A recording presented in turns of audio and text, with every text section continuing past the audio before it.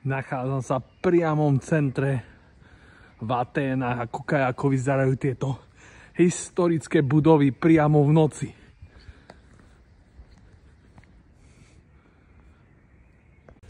Tu je to všetko vydlaždičkované a neuveriteľný park.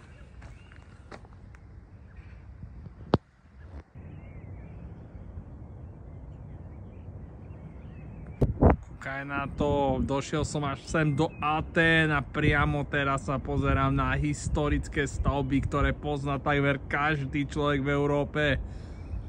No nie je to fascinujúce? Hlavné mesto Grécka sa práve teraz prebúdza.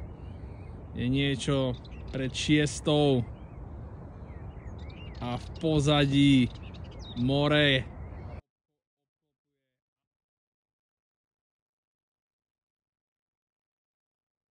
Pohľad na južnú stranu mesta Atény a v pozadí už pláva loď priamo na Rodos.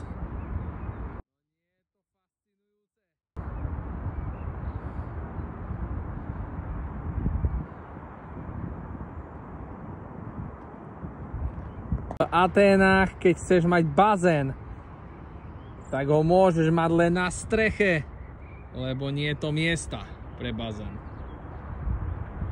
Tu, aj tu, aj tu.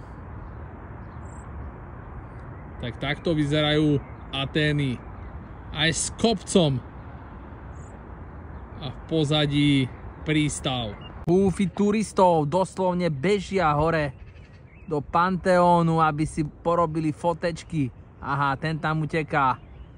Lebo to je luxus, obrovské rady, utekajú všetci, bežia hore, aj detko obehuje. Teraz to práve otvorili o 8. Za tých 8 minút vybehli zo spodu kopca priamo hore. No nie je to neuveriteľné.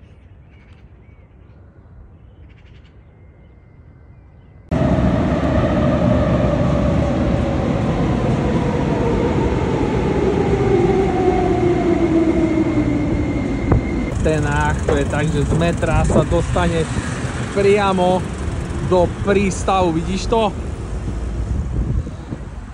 Neuveriteľné.